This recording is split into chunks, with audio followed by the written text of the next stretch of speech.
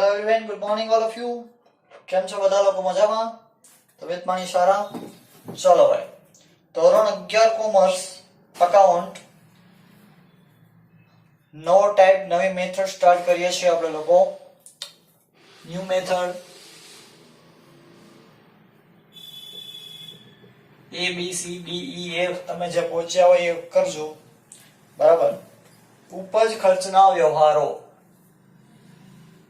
ઉપજ ખર્ચના વ્યવહારો. ઓકે, ચલો.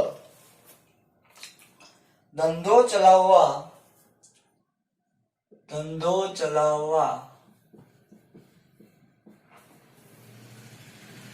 રોજબરોજ કરવા પડતા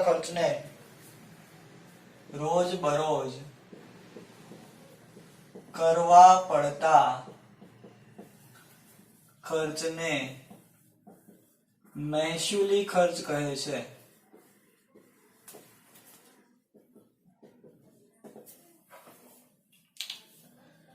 અને રોજબરોજના વ્યવહારોના પરિણામે વેચાણ સિવાય મળતી આવકને મહેસૂલી આવક કહે છે. રોજબરોજ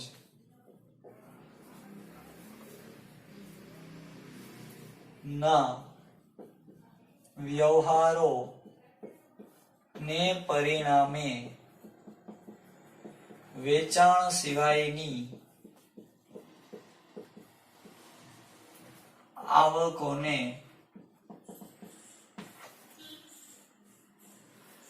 મહેસૂલી આવક કહે છે. ભાઈ યાદ કરો ચેપ્ટર નંબર 1 મહેસૂલી ખર્ચ અને મહેસૂલી આવક. તો કે ધંધો ચલાવવા માટે રોજબરોજ જે ખર્ચા કરીએ એને શું કહેવાય? મહેસૂલી ખર્ચા. જેમ કે કોઈ કસ્ટમર આવે ને આપણે ચા પાણી પાઈએ તો ધંધો ચલાવવા માટે આટલું કરવું પડે ભાઈ. મામા ને માસી દીકરો આવ્યો હોય તેને ચા પાણી આપણે ઘરે પાઈએ, પણ ધંધામાંથી પાઈએ એને મહેસૂલી ખર્ચ કહેવાય. ઓકે, અને વેચાણ સિવાયની આવકને શું કહેવાય? મહેસૂલી આવક.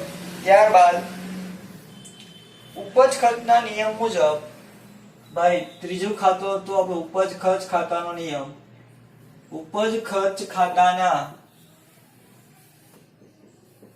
નિયમ મુજબ खर्च के नुकसान उधार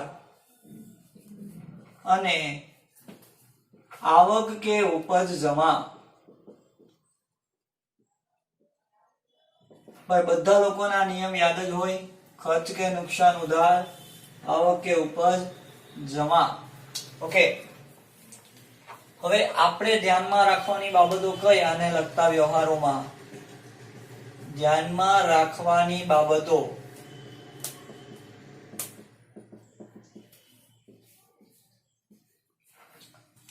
ઘણા લોકો કહે છે કે સર બહુ રાહ જોઈ તમારા લેક્ચરની.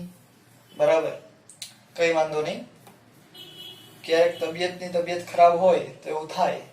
બરાબર. જો ધંધાનો ખર્ચ હોય તો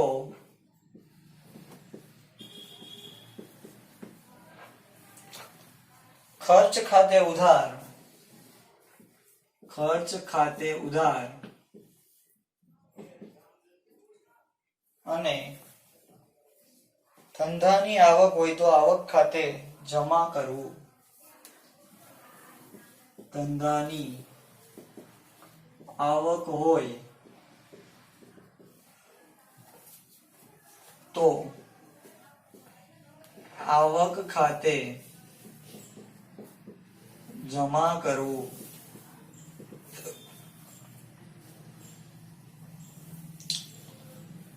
તે માલિકનો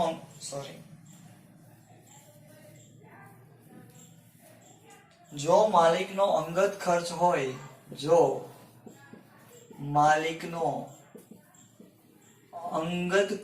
હોય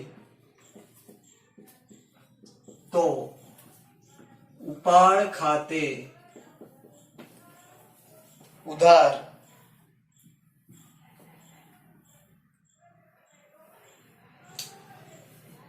ઉધાર કરવામાં આવે છે કે ઉધાર કરવું. ભાઈ અંગત ખર્ચ, ધંધાનો માલિક પોતાના અંગત હેતુસર રોકડ માલ કે મિલકત લઈ જાય તો તેને શું કહેવાય? ઉપાડ. ને ઉપાડના ખાતા હંમેશા ઉધાર. જો કોઈ વ્યક્તિ વતી ખર્ચ કરવામાં આવે, આ ખૂબ જ અગત્યનો મુદ્દો. જો કોઈ વ્યક્તિ વતી, વતીઓ પતિ નહીં, વ્યક્તિ વતી ખર્ચ કરવામાં આવે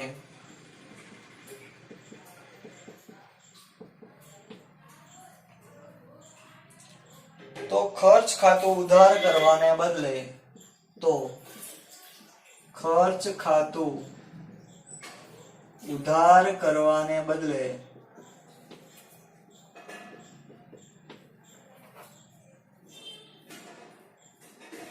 જે તે વ્યક્તિના નામનું ખાતું ઉધાર કરવું. જે તે વ્યક્તિના નામનું ખાતું ઉધાર કરવું.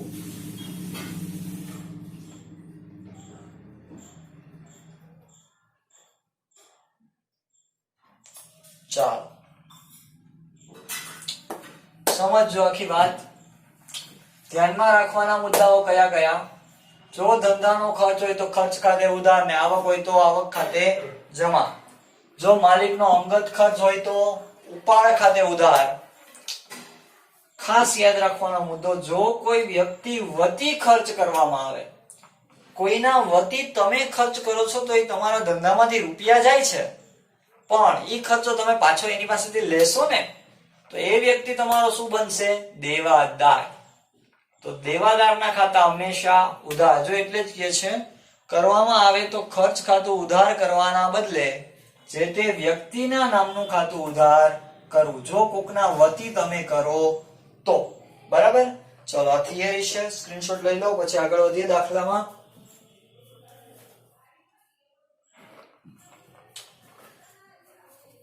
ઓકે ચલો આગળ વધીએ. ટેક્સ્ટ બુક દાખલા નંબર 11 ખોલો.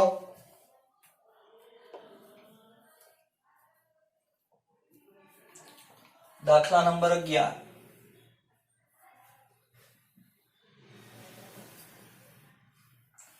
ભાઈ તબિયત બરાબર ન હોવાના કારણે લેક્ચર નહોતો મૂકી શક્યો.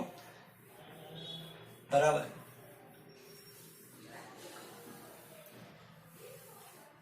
ઘણા કે શું થયું સાહેબ, કોરોના નોરોના નથી થઈ ગયો ને? ના, કોરોના ન થાય. કોરોના ને હું થઈ જાઉં, કોરોના મારી પાસે આવે તો કોરોના ને હું થઈ જાઉં, તો પછી કોરોના મારી રસી ગોતવી પડે. બરાબર? ચલો દાખલો 11મો. આમ નોંધ. ટોટલ 1 2 3 4 5 6 7 8 9 10 10 આમ નોંધ છે. દાખલા નંબર 11.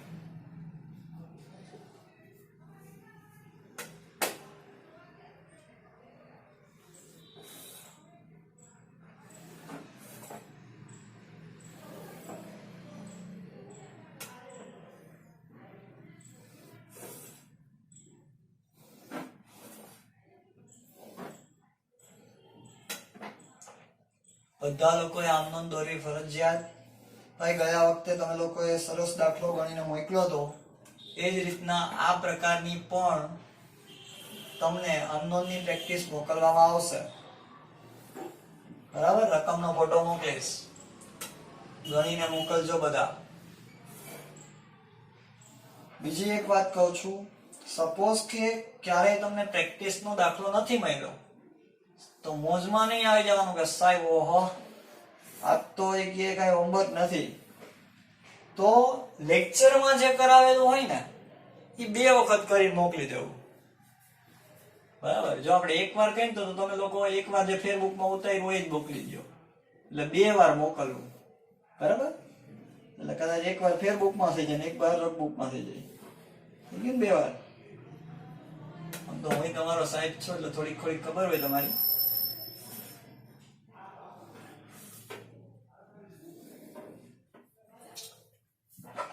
બરાબર? ખાસ યાદ રાખજો. પછી ઘડીએ ઘડીએ હોમવર્ક નહીં કહું, કારણ કે તમે બધા મોટા થઈ ગયા છો. તમને એટલી સિરિયસનેસ હોવી જોઈએ કે હોમવર્ક રેગ્યુલર કરવું જોઈએ. ક્લાસ હોય તો અઘરું થઈ જાય. તમારા સિનિયર લોકોને પૂછજો જે અત્યારે 12માં છે કે જેથી ચેકિંગ આવે ત્યારે શું થાય. રોજ તો ન હોય, મારામાં રોજ ચેકિંગ ના આવે, બરાબર? કેમ કે હું રોજ હોમવર્ક ચેક કરું 100 છોકરાઓનું, તો પછી હોમવર્ક જ ચેક થાય. પણ જેથી ચેક કરું તેથી બધું માગું ખરી ભેગું, બરાબર? એટલે તમારી પાસે પણ એવું કરાવી શકીશું. જેથી માગીશ તેથી કહીશ કે જરાક આમનો ચેપ્ટર આખો મોકલી દે, તો જે હોમવર્કમાં આપ્યું હતું ઈ અને ગણાવ્યું ઈ, એટલે ફેર બુકે રેડી હોવી જોઈએ, બરાબર? ચાલો, હું નામ છે 11મા દાખલાનું. નીચે આપેલા મે 2014 ના વ્યવહારો શશાંકના ચોપડે આમનોંધમાં લખો. ચાલો ભાઈ, શશાંકની આમનોંધ. શ્રી શશાંકની આમનોંધ. તારીખ, વિગત, ખાપા, ઉધાર રૂપિયા,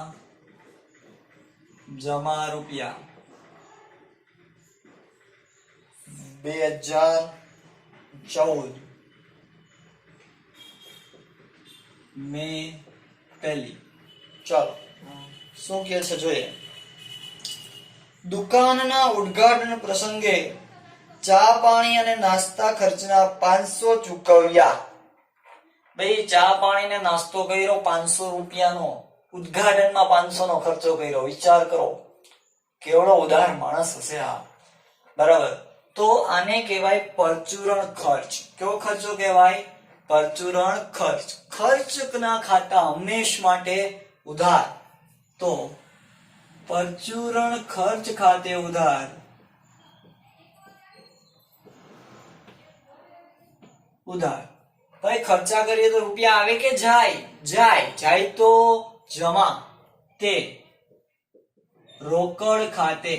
ભાઈ, અમુક લોકોની કમ્પ્લેન છે કે સર તમે બોર્ડમાં લખાવો છો, પછી સ્ક્રીનશોટ પાડીએ તો ક્યારેક સરખું નથી દેખાતું. તો આમ બી બાળકો, હું આરે અહીંયા બોર્ડ ઉપર લખતો હોય ત્યારે તમારે પણ લખી નખાય સાથે જ, બરાબર? બાજે ચા પાણી નાસ્તાના ચૂકવ્યા તેના. બને એટલા મોટા અક્ષર કરીશ, બરાબર? ત્યારબાદ પણ બાળકો રિફ્લેક્શન્સ હોય અમુક લાઇટ્સ ના, એના કારણે તમે સ્ક્રીનશોટ લો તો બી ન દેખાય એવું બની શકે. બીજી તારીખ. દુકાન માટે જરૂરી હિસાબી ચોપડા 400 ના ખરીદ્યા. હિસાબી ચોપડા, ભાઈ ચોપડા.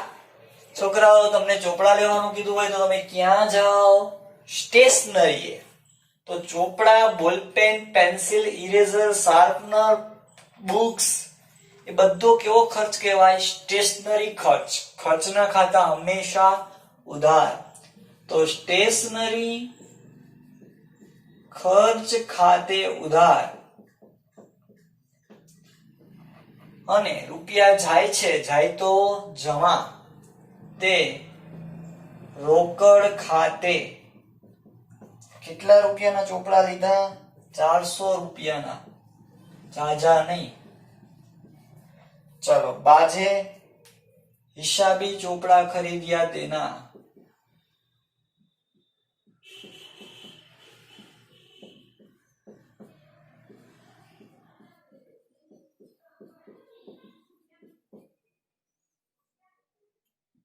ચાલો, ત્યારબાદ 3 નંબર નથી, હા 3 છે જ. ઓકે, ત્રીજી તારીખ.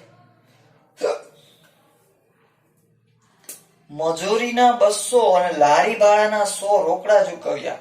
ભાઈ મજૂરી ચૂકવીએ તો મજૂરી ધંધાનો ખર્ચ અને લારી ભાડું પણ ધંધાનો ખર્ચ. ખર્ચના ખાતા હંમેશા ઉધાર.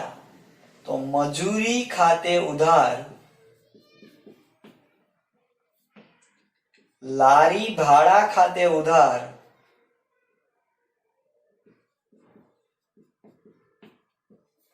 રૂપિયા જાય તો જમા, તે રોકડ ખાતે જમા. ચાલો કેટલા કેટલા કીધા હતા? 200 100 200 ને ટોટલ 300. બાજે ભાઈ કઈ બે વસ્તુ ચૂકવી? લારી ભાડું અને મજૂરી. મજૂરી અને લારી ભાડું ના ચૂકવ્યા તેના. ચાલો ત્યાર પછી છે તારીખ 5. દુકાન ભાડાના 500 ને ઘર ભાડાના 300 ચૂકવ્યા. ભાઈ દુકાન ભાડું એ તો ધંધા માટે કહેવાય એટલે ખર્ચ ખાતે ઉધાર. હાલો તો દુકાન ભાડા ખાતે ઉધાર.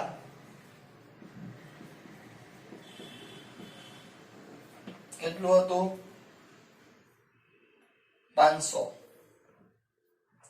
ઘર ભાડું ભાઈ ઘરમાં ધંધો રહીએ કે માલિક રહીએ? માલિક રહીએ સાહેબ. ભાઈ તો એ માલિકનો અંગત ખર્ચો કહેવાય. માલિકનો અંગત ખર્ચો તો એને શું કહેવાય? તો કે ઉપાડ કહેવાય. તો ઉપાડ ખાતે ઉધાર. કેટલાનો ઉપાડ? ઘર ભાડું કેટલાનું છે? 300 નું. અને રૂપિયા ચૂકવીએ તો રૂપિયા જાય તો જમા, તે રોકડ ખાતે. 500 300 800. ચાલો બાજે.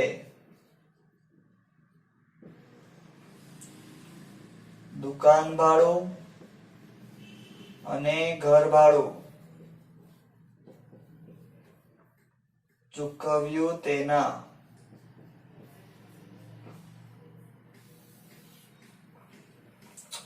ચાલો એના પછી 10 તારીખનો વ્યવહાર.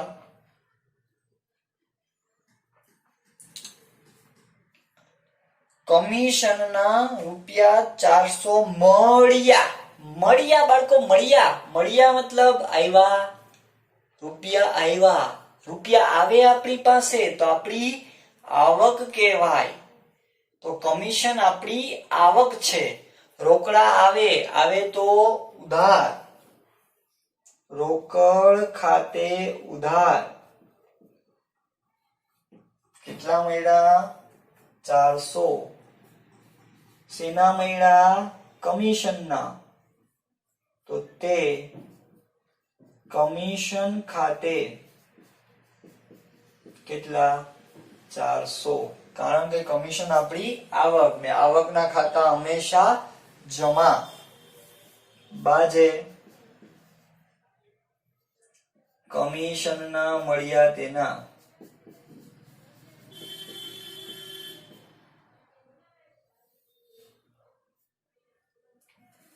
ચાલો ત્યારબાદ વ્યવહાર નંબર આવે છે 12 એટલે કે તારીખ 12. દલાલીના રૂપિયા 800 નો ચેક મળ્યો. ભાઈ ચેક મળ્યો. ઇન્સ્ટોટ બેંકમાં રૂપિયા આવ્યા. બેંકે લાભ લીધો. લેનાર ખાતે ઉધાર. તો બેંક ખાતે ઉધાર. કેટલામાં આવ્યો ચેક? 800. ભાઈ શેનો મળ્યો? દલાલીનો. મળ્યો એટલે આપણી આવક ને આવકના ખાતા હંમેશા જમા, તે દલાલી ખાતે. કેટલા? 800. બાજે દલાલીના મળ્યા તેના. અથવા એમ પણ લખી શકાય દલાલીનો ચેક મળ્યો તેના. હાલો હવે આવે છે તારીખ 15. ગાડી આવી અંદર. ગુજરાત સમાચારનું જાહેરાતનું બિલ ₹300 ચૂકવ્યું. ભાઈ જાહેરાતનું બિલ, તો ધંધામાં જાહેરાત કરીએ તો એ શું કહેવાય? ખર્ચ. કયો ખર્ચ? જાહેરાત ખર્ચ. ને ખર્ચ હંમેશા ઉધાર. જાહેરાત ખર્ચ ખાતે ઉધાર. તે રૂપિયા આવે કે જાય? ખર્ચા કરીએ તો જાય. જાય તો જમા. તે રોકડ ખાતે જમા. કેટલાનું ચૂકવું? ₹300. સાહેબ આ તો બહુ ઈઝી દાખલાઓ છે. હા, હવે ઈઝી જશે. આના પછી એક છે ટફ. બાજે. ગુજરાત સમાચાર નું જાહેરાત બિલ ચૂકવ્યું તેના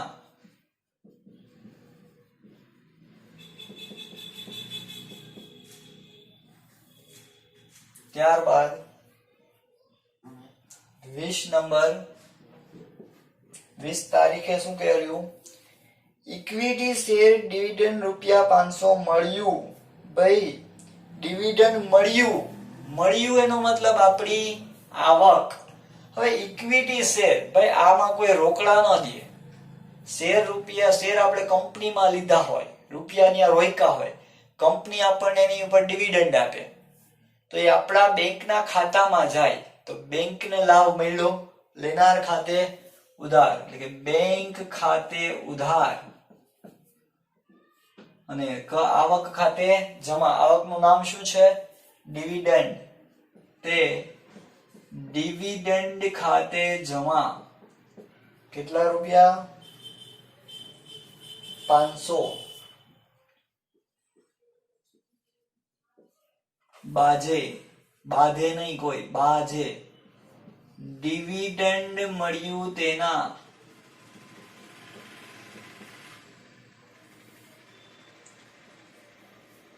તારીખ 24.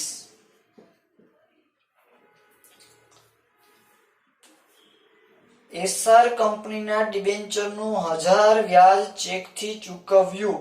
વ્યાજ ચૂકવ્યું. સોરી, કંપની એ ચૂકવ્યું. સોરી, એસઆર કંપનીએ ડિબેન્ચરનું ₹1000 વ્યાજ ચેકથી ચૂકવ્યું. એસઆર કંપનીએ આપણને ચેકથી વ્યાજ ચૂકવ્યું. ઓકે, તો આપણા માટે ચેક ક્યાં જાય? બેંકમાં. બેંકે લાભ લીધો. લેનાર ખાતે ઉધાર, કે બેંક ખાતે ઉધાર.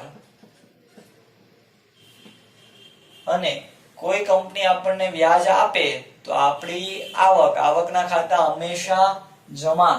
તે ડિબેન્ચર વ્યાજ ખાતે. કેટલા રૂપિયા? તો કે 1000.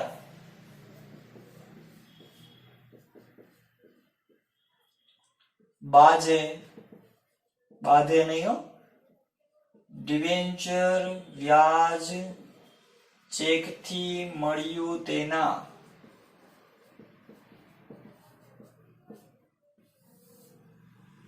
ત્યારબાદ તારીખ 25, છેલ્લી તારીખ દાખલાની.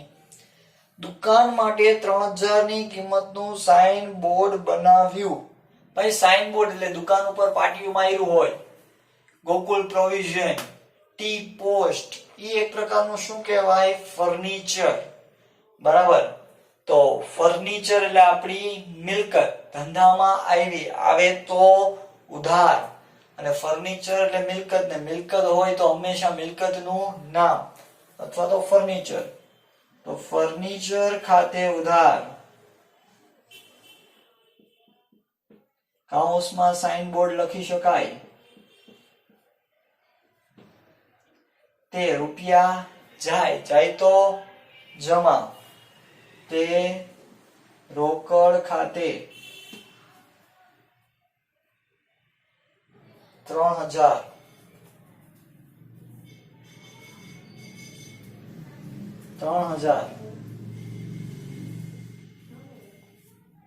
બાજે.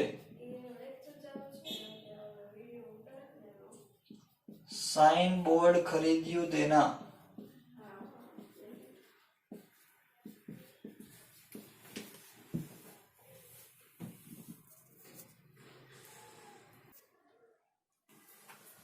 ચાલો ભાઈ કમ્પ્લીટ.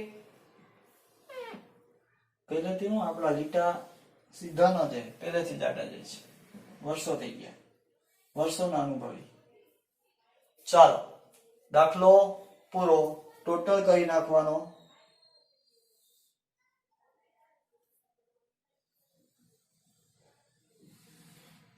કુલ સરવાળો ટોટલ આવે છે 8000. બહુ મોટો આવ્યો, બહુ મોટો આવ્યો. આખા મહિનામાં 8000 ના ખર્ચા ના આવકો કરી બધી થઈ. ચાલો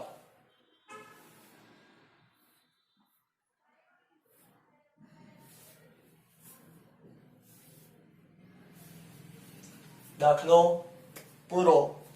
ફટાફટ ચાલો સ્ક્રીનશોટ લઈ લો.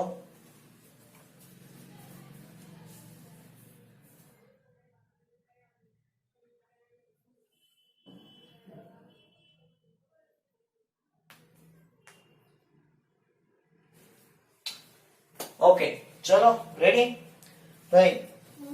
સેમ ટુ સેમ આના જેવા જ દાખલાઓ, આના જેવો જ દાખલાની પ્રેક્ટિસ આપીશ તમને. હવે આમ જોઈએ તો તમારે 12મો દાખલો અને 13મો દાખલો, 12 અને 13 બે અગત્યના દાખલા રહ્યા. પછી ચેપ્ટર પૂરું. 14મો છે પણ એ કઈક અલગ છે. એટલે 3 દાખલા. અને 12મા દાખલામાં આવતીકાલે અડધી કલાકનો લેક્ચર આવશે. 13મા દાખલા માટે કલાકથી સવા કલાકનો લેક્ચર હશે. સીધો અકાઉન્ટનો એક જ લેક્ચર મૂકીશ ત્યારે. ઓકે ચલો આના જેવો જ એક પીડીએફ માં તમને ફોટો મોકલી દઈશ કે આવો હોમવર્કમાં કરજો, પ્રેક્ટિસ કરજો આની. ચલો રેડી. અને આમાં કંઈ જ ન પૂછવાનું હોય તો એની ટાઈમ કોલ કે મેસેજ કરીને પૂછી લેજો. Best of luck.